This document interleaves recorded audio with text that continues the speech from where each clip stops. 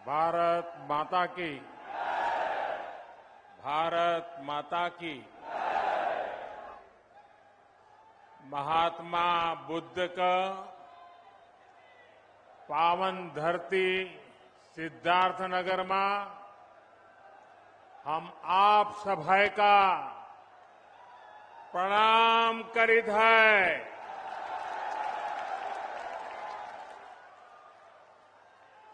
महात्मा बुद्ध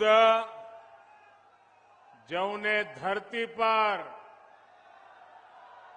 आपन पहले कई जीवन बिताइन वहे धरती पर साए आज प्रदेश का 9 मेडिकल कॉलेजन का उद्घाटन है।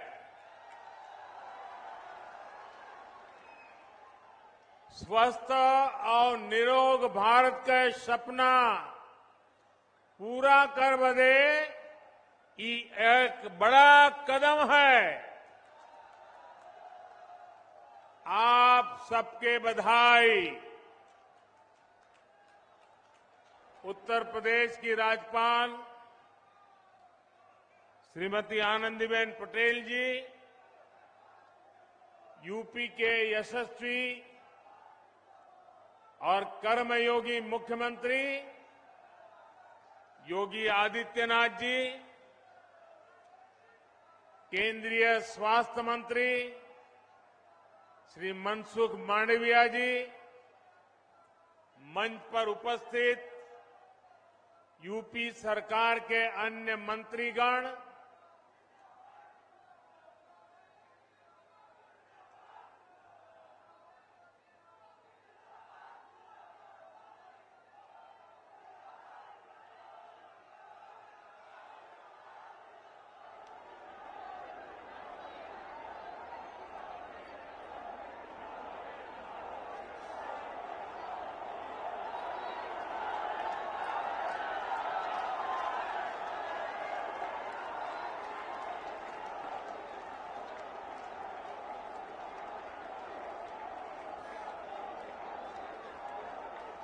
संतोष हो गया? अगर संतोष हो गया तो बैठिए। देखिए, आपको मैंने पूरा अवसर दे दिया।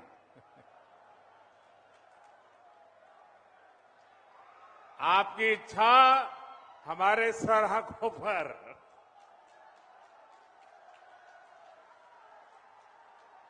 तब आप इजाजत दे तो मैं शुरू करूं। आपकी इजाजत है?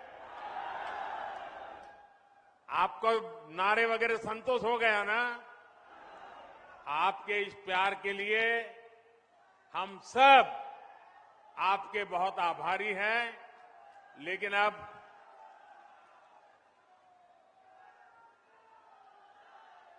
ये उत्साह अभी कई महीनों तक चला रहा है।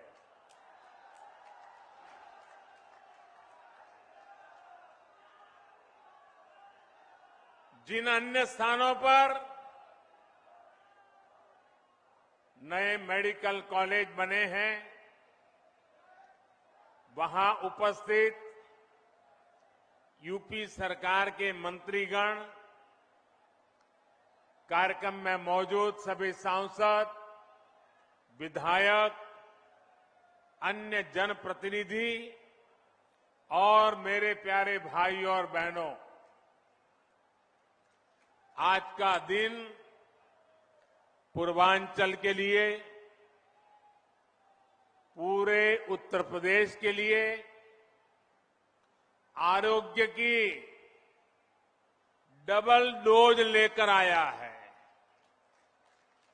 आपके लिए एक उपहार लेकर आया है। यहां सिद्धार्थनगर में यूपी के 9 मेडिकल कॉलेज का लोकार्पण हो रहा है। इसके बाद पूर्वांचल से ही पूरे देश के लिए बहुत जरूरी ऐसा मेडिकल इंफ्रास्ट्रक्चर की एक बहुत बड़ी योजना शुरू होने जा रही है और उस बड़े काम के लिए मैं यहां से आपका आशीर्वाद लेने के बाद, इस पवित्र धरती के आशीर्वाद लेने के बाद, आपसे संवाद करने के बाद काशी जाऊंगा और काशी में उस कार्यक्रम को लॉन्च करूंगा।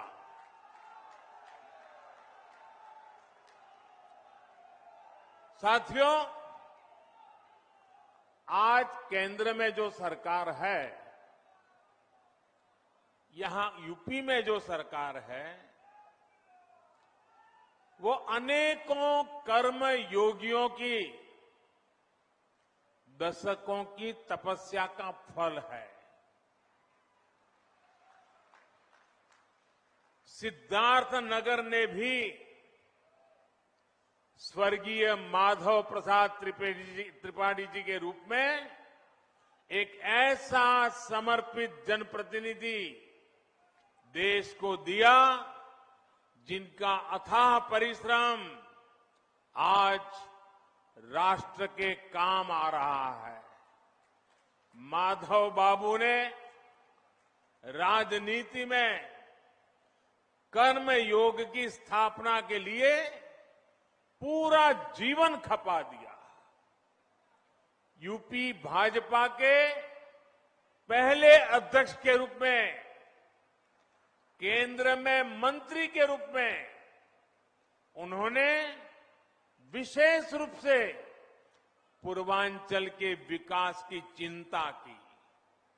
इसलिए सिद्धार्थनगर के नए मेडिकल कॉलेज का नाम माधव बाबू के नाम पर रखना उनके प्रति सेवा भाव के प्रति सच्ची कार्यांजलि है।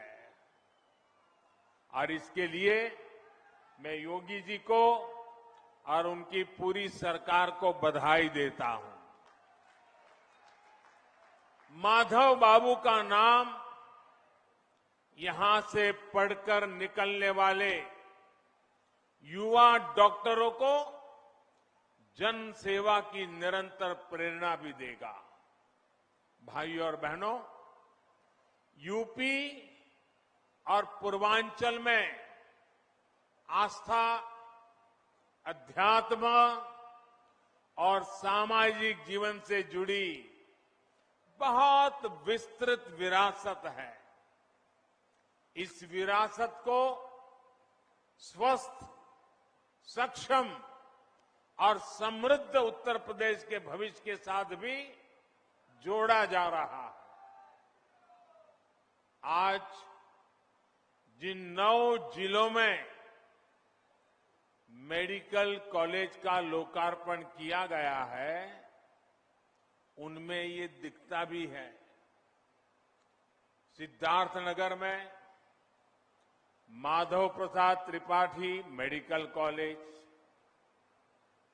देवरिया में महर्षि देवरहा बाबा मेडिकल कॉलेज, गाजीपुर में महर्षि विश्वामित्र मेडिकल कॉलेज, मिर्जापुर में मां विंध्यवासिनी मेडिकल कॉलेज, प्रतापगढ़ में doctor Sonelal Patel medical college, एटा में वीरांगना अवंतीबाई लोधी मेडिकल कॉलेज, फतेहपुर में महान योद्धा अमर शहीद जोधा सिंह और ठाकुर दरिया सिंह के नाम पर मेडिकल कॉलेज, जौनपुर में उमानाथ सिंह मेडिकल कॉलेज और हरदोई, ऐसे कितने 9 मेडिकल कॉलेज।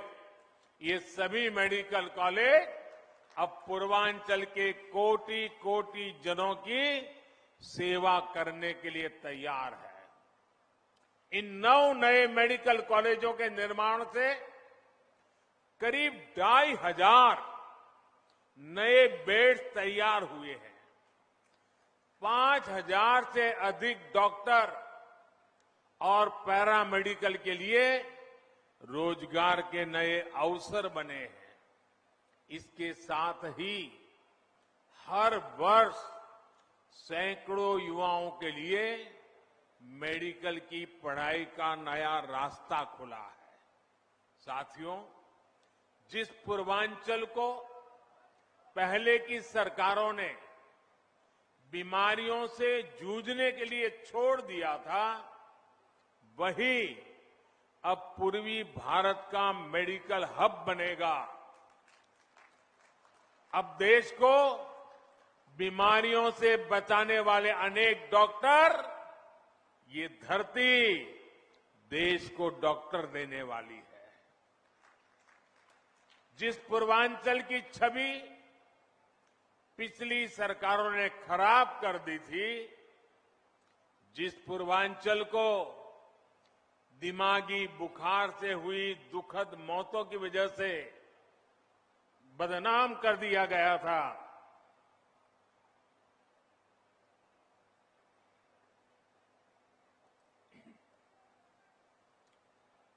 वही पूर्वांचल, वही उत्तर प्रदेश पूर्वी भारत को सेहत का नया उजाला देने वाला है। साथियों, यूपी के भाई बहन भूल नहीं सकते कि कैसे योगी जी ने संसद में यूपी की बदहाल मेडिकल व्यवस्था की व्यथा सुनाई थी। योगी जी तब मुख्यमंत्री नहीं थे, वे एक सांसद थे और बहुत छोटी आयु के वो सांसद बने थे। और अब आज यूपी के लोग ये भी देख रहे हैं कि जब योगी जी को जनता जनार्दन ने सेवा का मौका दिया, तो कैसे उन्होंने दिमागी बुखार को बढ़ने से रोक दिया। इस क्षेत्र के हजारों बच्चों का जीवन बचा लिया। सरकार जब संवेदनशील हो, गरीब का दर्द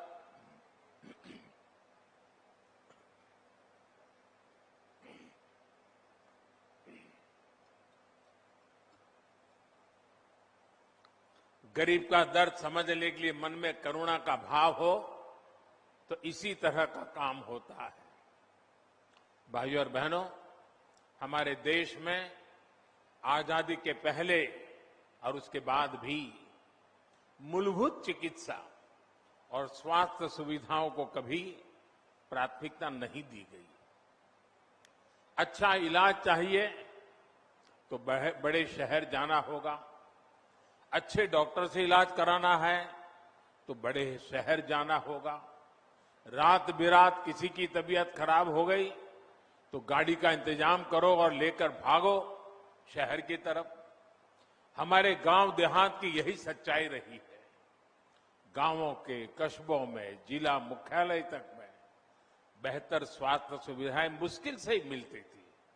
इस कष्ट को मैंने भी भोगा है, महसूस किया है।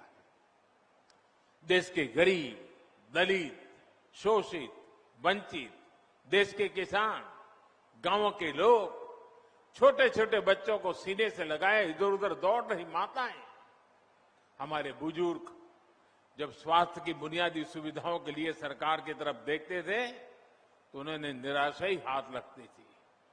इसी निराशा को मेरे गरीब भाई बहनों ने अपनी नीति मान लिया था। जब 2014 में आपने मुझे देश की सेवा का अवसर दिया, तब पहले की स्थिति को बदलने के लिए हमारी सरकार ने दिन रात एक कर दिए। जनमानस के कष्ट को समझते हुए, सामान्य मानवी की पीड़ा को समझते हुए, उसके दुख दर्द को साझा करने में हम भागीदार बने। हमने देश के स्वास्थ्य सुविधाओं को सुधारने के लिए, आधुनिकता लाने के लिए एक महायज्ञ शुरू किया, अनेक योजनाएं शुरू की। लेकिन मुझे इस बात का हमेशा अफसोस रहेगा कि यहां पहले जो सरकार थी उसने हमारा साथ नहीं दिया। विकास के कार्यों में वो राजनीति को ले आई, केंद्र की योजनाओं को यहां यूपी में आगे नहीं बढ़ने दिया गया। साथियों, यहां अलग अलग आयु वर्ग के बहन भाई बैठे हैं। क्या कभी किसी को याद पड़ता है, और याद पड़ता है तो मुझे बताना, क्या किसी को याद पड़ता है कि उत्तर प्रदेश के इतिहास में कभी एक साथ इतने मेडिकल कॉलेज का लोकार्पण हुआ हो? हुआ है कभी? नहीं हुआ है ना। पहले ऐसा क्यों नहीं होता था और अब ऐसा क्यों हो रहा है? इसका एक ही कारण है, राजनीतिक इच्छा शक्ति और राजनीतिक प्राथमिकता।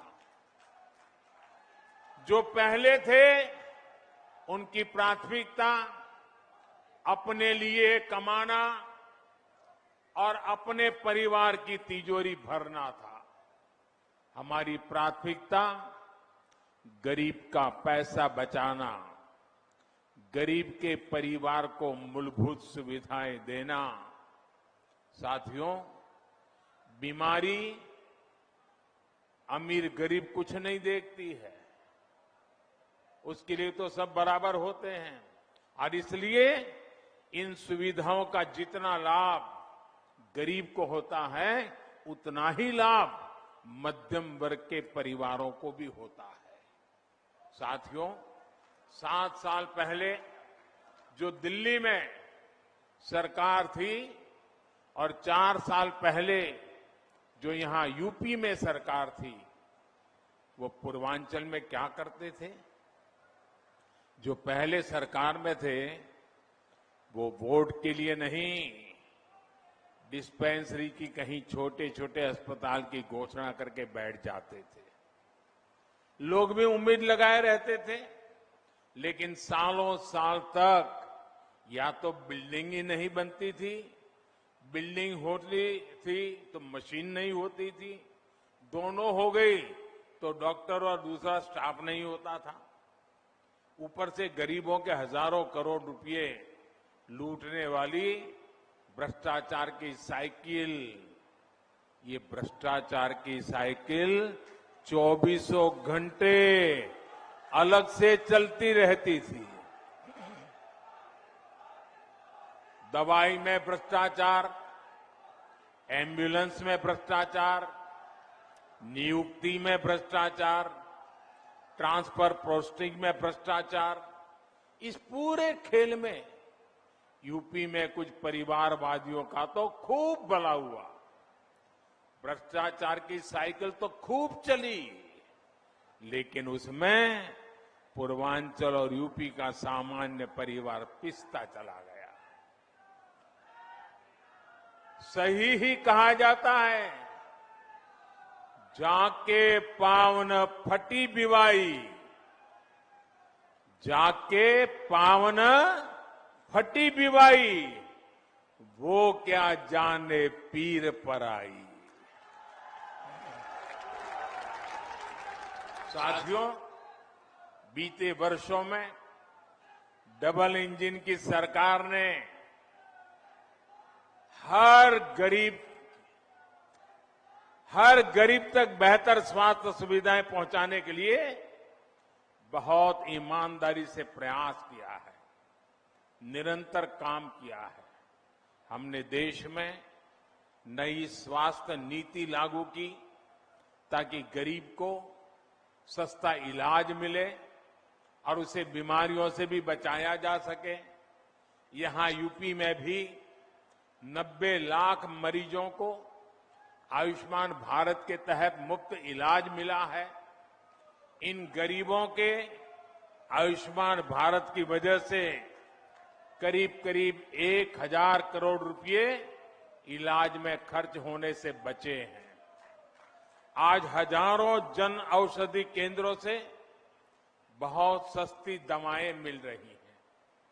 कैंसर का इलाज, डायलिसिस और हार्ट की सर्जरी तक बहुत सस्ती हुई है। शौचालय जैसी सुविधाओं से अनेक बीमारियों में कमी आई है। यही नहीं, देश भर में बेहतर अस्पताल कैसे बने और उन अस्पतालों में बेहतर डॉक्टर और दूसरे मेडिकल स्टाफ कैसे उपलब्ध हो, इसके लिए बहुत बड़े और लंबे विजन के साथ काम किया जा रहा है। अब अस्पतालों का, मेडिकल कॉलेजों का भूमि पूजन भी होता है और उनका तय समय पर लोकार्पण भी होता है।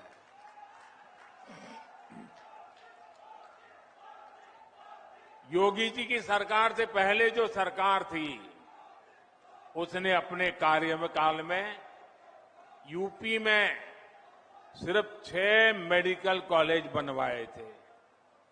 योगी जी के कार्यकाल में 16 मेडिकल शुरू हो चुके हैं और 30 नए मेडिकल कॉलेजों पर तेजी से काम चल रहा है। रायबरेली और गोरखपुर में बन रहे एम्स तो यूपी के लिए एक प्रकार से बोनस है। भाई और बहनों, मेडिकल कॉलेज सिर्फ बेहतर इलाज ही नहीं देते, बल्कि नए डॉक्टर, नए पैरामेडिक्स का भी निर्माण करते हैं। जब मेडिकल कॉलेज बनता है तो वहां पर विशेष प्रकार की laboratory training centre, nursing unit, medical unit और रोजगार के अनेक नए साधन बनते हैं। दुर्भाग्य से पहले के दशकों में देश में डॉक्टरों की कमी को पूरा करने के लिए राष्ट्रव्यापी रणनीति पर काम ही नहीं हुआ। अनेक दशक पहले मेडिकल कॉलेज और मेडिकल शिक्षा की देखरेख के लिए जो नियम कायदे बनाए गए थे, जो संस्थाएं बनाई गई, वो पुराने तौर तरीकों से ही चल रही थी। ये नए मेडिकल कॉलेज के निर्माण में बाधक भी बन रही थी। बीते 7 सालों में एक के बाद एक हर ऐसी पुरानी व्यवस्था को बदला जा रहा है जो मेडिकल शिक्षा की राह में रुकावट बन रहा है। इसका परिणाम मेडिकल सीटों की संख्या में भी नजर आता है। 2014 से पहले हमारे देश में मेडिकल की सीटें 90,000 से भी कम थी। बीते 7 वर्षों में देश में मेडिकल की 60,000 नई सीटें जोड़ी गई हैं। यहां उत्तर प्रदेश में भी 2017 तक सरकारी मेडिकल कॉलेजों में मेडिकल की सिर्फ 1900 सीटें थी, जबकि डबल इंजन की सरकार में पिछले 4 साल में ही 1900 नई सीटों से ज्यादा मेडिकल सीटों की बढ़ोतरी की गई है।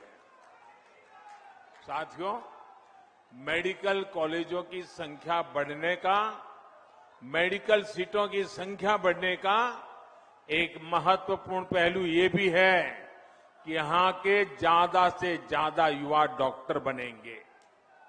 गरीब मां के बेटे और बेटी को भी अब डॉक्टर बनने में और आसानी होगी।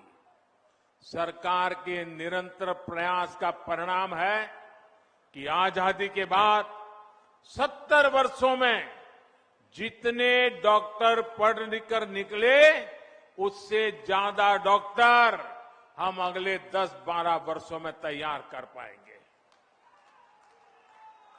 साथियों, युवाओं को देश भर में अलग अलग एंट्रेंस टेस्ट की टेंशन से मुक्ति दिलाने के लिए वन नेशन वन एग्जाम को लागू किया गया है। इससे खर्च की भी बचत हुई है और परेशानी भी कम हुई है।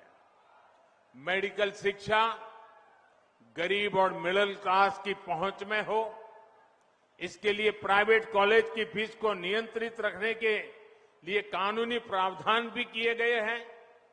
स्थानीय भाषा में मेडिकल की पढ़ाई ना होने से भी बहुत दिक्कतें आती थी। अब हिंदी सहित अनेक भारतीय भाषाओं में भी मेडिकल की बेहतरीन पढ़ाई का विकल्प दे दिया गया है। अपनी मातृभाषा में जब युवा सीखेंगे तो अपने काम पर उनकी पकड़ भी बेहतर होगी। साथियों, अपनी स्वास्थ्य सुविधाओं को यूपी तेजी से सुधार सकता है। ये यूपी के लोगों ने इस कोरोना काल में भी साबित किया है। 4 दिन पहले ही देश ने 100 करोड़ वैक्सीन डोज का बड़ा लक्ष्य हासिल किया है और इसमें यूपी का भी बहुत बड़ा योगदान है। मैं यूपी की समस्त जनता, कोरोना वॉरियर्स, सरकार, प्रशासन और इससे जुड़े सभी लोगों को बधाई देता हूं। आज देश के पास 100 करोड़ वैक्सीन डोज का सुरक्षा कवच है। बावजूद इसके कोरोना से बचाव के लिए यूपी अपनी तैयारियों में जुटा हुआ है। यूपी के हर